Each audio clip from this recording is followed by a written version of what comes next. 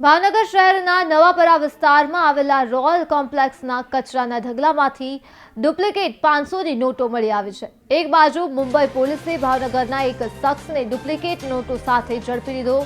ત્યારે બીજી બાજુ ભાવનગર શહેરના નવાપરા વિસ્તારમાંથી કચરામાંથી 500ના દરની ડુપ્લિકેટ નોટો મળી આવી છે। ભાવનગર શહેરના નવાપરા વિસ્તારમાં રોયલ બિલ્ડિંગના બેઝમેન્ટમાં આવેલા કચરામાં ભારતીય દરની 500ની નોટ જેવી દેખાતી નોટ પડેલ છે એવી માહિતી મળતા